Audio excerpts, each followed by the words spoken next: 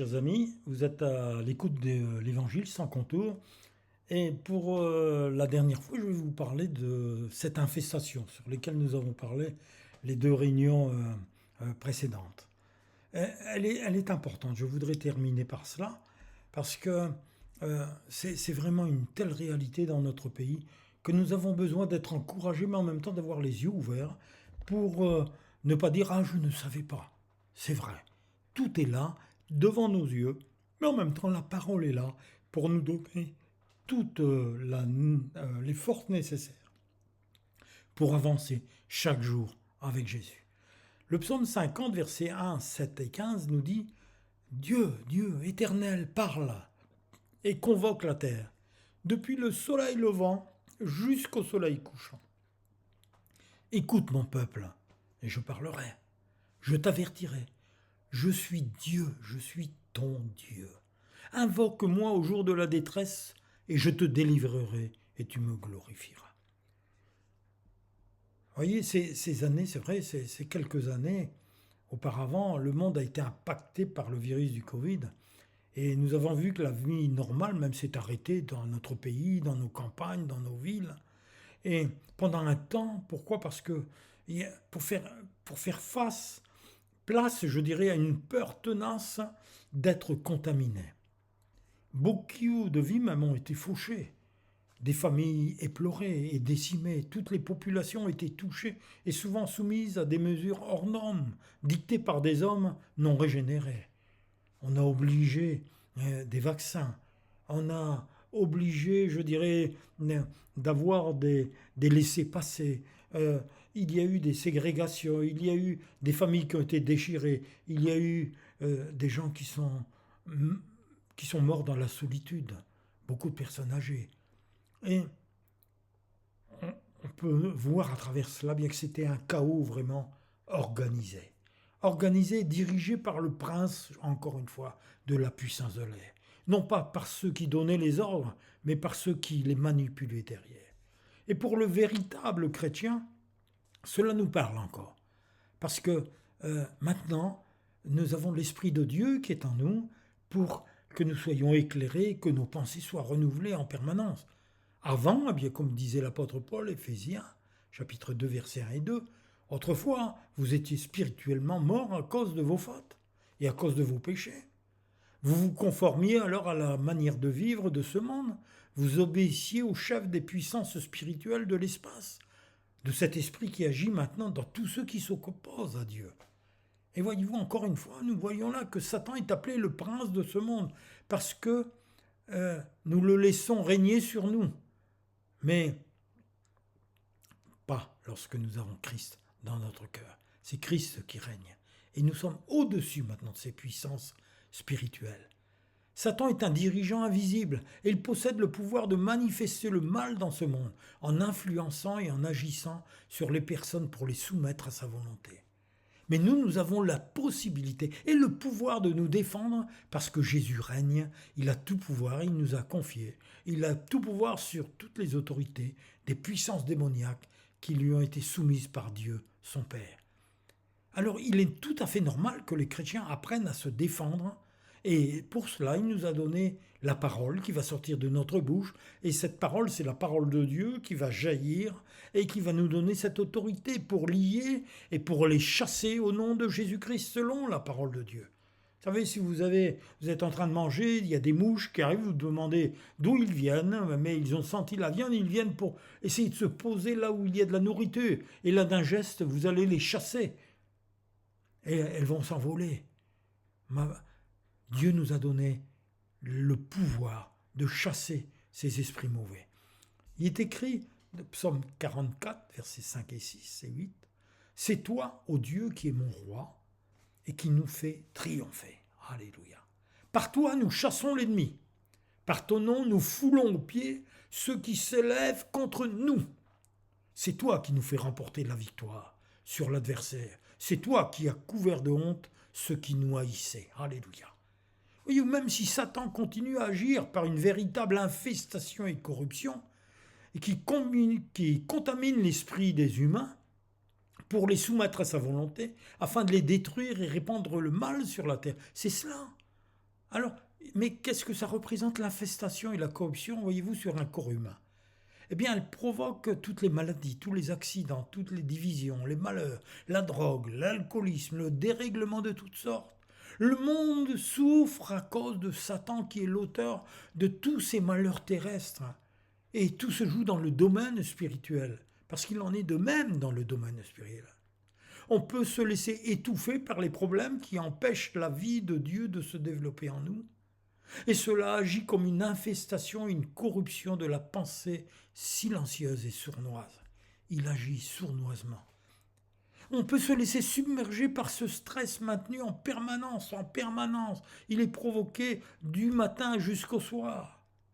Tout est provoqué en monopolisant nos pensées et nos vies sur certains points noirs qui jaillissent de notre société.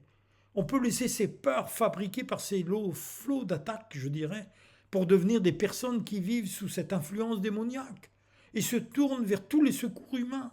Certains vont prendre de la drogue, d'autres vont boire, d'autres vont devenir addicts pour s'éloigner, pour essayer de ne plus penser. Et même l'intelligence artificielle veut prendre le dessus, je dirais, pour dicter la méthode de vie aux personnes. Mais il y en a d'autres encore qui vont se tourner vers la magie, vers les 10 heures de bonne aventure, 10 heures de bonne aventure, vers les spirites, vers les médiums, tout cela. Eh bien, ils oublient leur Créateur, qui est pourtant le prince de la paix et le libérateur. Je vous disais qu'on peut aussi se tourner vers la magie, être poussé vers la voie large et spacieuse qui mène à la perdition et qui induit dans l'erreur et qui vient pourrir notre vie, pour produire la désobéissance au commandement du Seigneur et rester dans la souffrance. Il faut s'éloigner de ces choses-là. Et en refusant de chercher Jésus-Christ, le seul sauveur de l'humanité entière, eh bien, on peut se laisser séduire par des serviteurs, des faux serviteurs, se disant serviteurs de Dieu, qui ont été eux-mêmes infestés par les méthodes du monde et qui ont pris maintenant des voies contraires. Ils font tout selon les méthodes du monde. Ils deviennent des coachs, ils deviennent des professeurs, ils deviennent des dirigeants, ils deviennent des gens qui sont poussés par toutes ces méthodes du monde, qui sont contraires à l'Esprit de Dieu. Et cela produit la désobéissance aux Écritures. C'est un grand danger que Jésus a mentionné pour nous avertir dans ces temps de grande séduction. Vous savez que Jésus a dit, mais il faut faire attention parce que, en effet, de faux messies et des faux prophètes, Matthieu 24, 24, vont venir. Et ils feront des choses même très étonnantes et des miracles. Pourquoi faire? Pour tromper, si possible, même ce que Dieu a choisi. Attention. Attention de ne pas ouvrir la porte de notre cœur et permettre une infiltration à ces êtres invisibles qui viennent pour lier, dominer nos pensées et nos vies, sur nos vies et nos familles. Ils sont comme des vents, vous savez, ces ombres qu'on ne peut saisir, ce sont des esprits mauvais. Et ils n'attendent que cela pour infester leurs victimes, pour amener des pensées nocives, des mauvaises graines qui étoufferont les fruits que veut donner la bonne semence de la parole de Dieu en Jésus. Et Jésus, n'oubliez pas, il est descendu du ciel, il est venu sur terre pour détruire les œuvres du diable. Et Jean le disait, à Jean chapitre 3, versets 8 et 9, il dit « Celui qui pêche est du diable, car le diable pêche dès le commencement. Le Fils de Dieu apparut afin de détruire les œuvres du diable. Mais quiconque est né de Dieu ne pratique pas le péché, parce que la semence de Dieu demeure en lui. Il ne peut pécher parce qu'il est né de Dieu. Alléluia. Oui, la solution est là, si nous la croyons. Et nous devons recevoir cette bonne parole que seul Jésus sème dans notre cœur. Et notre cœur doit être malléable comme un enfant, purifié, comme un enfant, je dirais, qui a été lavé par le précieux sang de Jésus-Christ versé à la croix. De Timothée chapitre 2 verset 26 nous dit de se souvenir de tout cela pour revenir à notre bon sens, et que revenus à leur bon sens, ils se dégageront des pièges du diable qui s'est emparé d'eux pour les soumettre à sa volonté. Il parlait là des chrétiens. Jésus apporte la vie de l'Esprit de Dieu son Père, qui a fait sa demeure en nous. Et c'est vrai que 1 Jean chapitre 5 verset 18, je le répète, nous savons que quiconque est né de Dieu ne pêche point entre parenthèses, à condition d'être né de Dieu. Mais celui qui est né de Dieu se garde lui-même, et le malin ne le touche pas. Alléluia. À condition qu'il se garde et qu'il combatte par l'Esprit de Dieu qui est en lui. Dieu ne combattra pas pour l'Église, mais il a déjà gagné le combat. Maintenant, c'est à nous de prendre notre responsabilité. C'est à elle de le faire. Jésus a donné tout pouvoir. Il nous a donné les armes pour que nous combattions. Car Jésus a combattu et il a remporté la victoire pour nous à la croix. C'est vrai. Dieu ne combattra pas à notre place. Vous savez, il y a un dicton qui dit « avoir un fils, c'est bien, en faire un homme, c'est mieux ». Et je crois que Dieu aussi parfois peut nous laisser pendant un moment pour que nous apprenions aussi à faire face au combat et à gagner. C'est à nous de nous défendre, de rejeter, de chasser par la parole de Dieu, par l'esprit de l'esprit. Romains, chapitre 8, versets 12 à 16, il dit « Nous ne sommes point redevables à la chair, notre nature pécheresse, pour vivre selon la chair. Parce que si vous vivez selon la chair, ben vous mourrez. Mais si c'est par l'esprit, entre parenthèses de Christ, vous faites mourir les actions du corps, vous vivrez. Alléluia. Car tous ceux qui sont conduits par l'Esprit de Dieu sont fils de Dieu. Oui, merci Seigneur. Oui, la tentation, c'est le diable qui l'envoie. Que personne ne dise, disait Jacques, lorsqu'il est tenté, ne dise c'est Dieu qui me tente. Car Dieu ne peut pas être tenté par le mal. Et il ne tente lui-même personne. Il faut le comprendre, ça. Mais chacun est tenté quand il est attiré et amorcé par sa propre convoitise, parce que ses yeux ont vu, parce que ses oreilles ont entendu, parce que sa bouche a prononcé. Et c'est comme ça que ça marche. Et la convoitise, elle arrive, et lorsqu'elle a conçu, elle enfante le péché. Et le péché étant consommé, il produit la mort. Dieu nous invite à chasser, à chasser ces attaques, à chasser ces démons, à chasser ces esprits mauvais par l'Esprit de Christ qu'il nous a donné, pour ne pas vivre aussi selon la chair. Ceux qui sont malheureux dans les églises, malheureusement, sont des chrétiens qui n'ont pas encore compris cela, qu'il y a le royaume de Dieu, il y a le royaume du diable. Il y a le pouvoir de Satan, mais il y a le pouvoir de Dieu qui a été donné à ses enfants. Et il faut chasser, il faut lier, il faut se défendre. On ne doit pas toujours déranger les serviteurs de Dieu pour qu'ils prient pour eux, parce que nous avons nous-mêmes reçu ce pouvoir. Vous savez que nous voyons que Actes chapitre 6, versets 7 et 8, il est dit que la parole de Dieu s'est répandue de plus en plus, le nombre des disciples augmentait beaucoup à Jérusalem, et une grande foule de sacrificateurs même obéissait à la foi. Et Étienne, plein de grâce et de puissance, faisait des miracles et des prodiges parmi le peuple.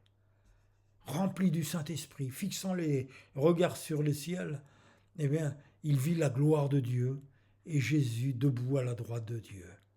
Et voyez-vous, ça c'est arrivé lorsqu'ils ont traîné Étienne.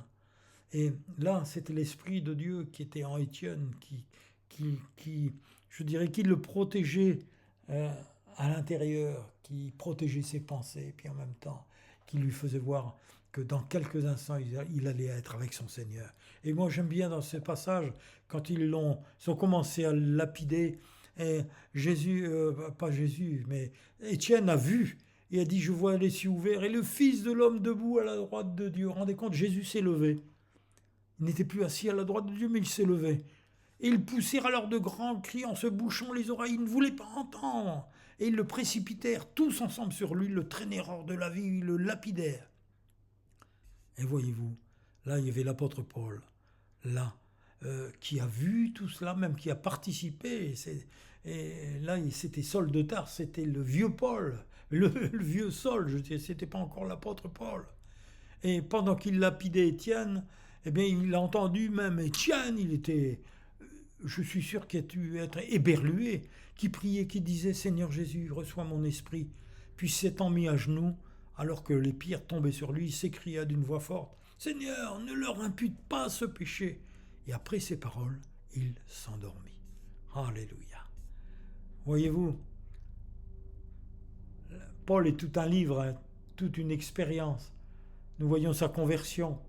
Nous voyons comment Dieu l'a touché, comment Dieu l'a jeté même à terre. et lui a adressé la parole. Quand Paul a dit, mais qui es-tu, Seigneur? Je suis Jésus que tu persécutes. Voyez-vous, vous lirez toute cette histoire de Paul. Et Paul est revenu par la repentance, et il a retrouvé la vue, et il est devenu justement après un vrai serviteur de Dieu. Alors cette prière de Jésus à son Père pour l'Église, Père, l'heure est venue, manifeste ta gloire, la gloire de ton Fils, afin que le Fils manifeste aussi ta gloire.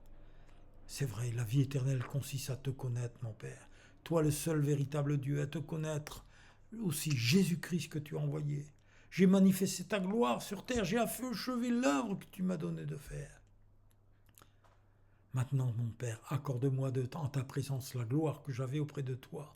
Avant que le monde existe, je t'ai fait connaître à ceux que tu as pris dans le monde pour me les confier, et ils t'appartenaient. Tu me les as confiés, et ils ont obéi à ta parole. Seigneur Jésus, merci d'avoir accompli l'œuvre que le Père t'avait confiée. Merci de nous avoir donné la vie éternelle. Merci d'avoir manifesté ta gloire sur la terre et de continuer à la manifester par toutes les actions, par l'épée de l'Esprit qui est la parole de Dieu. Merci pour ce privilège que tu nous as donné de te connaître et de t'appartenir. Sois béni et adoré, Seigneur Jésus. Mon Père, merci Saint-Esprit. Reçois toute la reconnaissance de notre cœur et que ton règne vienne, Seigneur, sur la terre comme au ciel. Amen.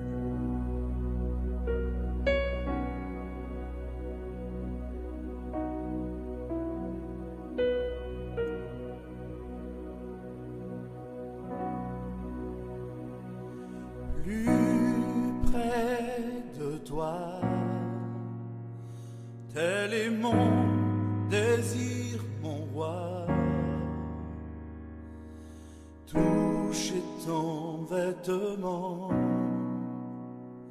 ressentir ton onction sur moi.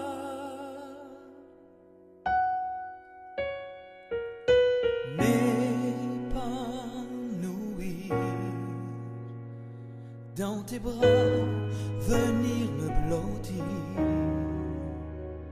passer des moments avec toi, écouter le son de ta voix, m'éloigner de la terre pour pouvoir toucher le ciel. Quand mes jours seront finis, me réveiller à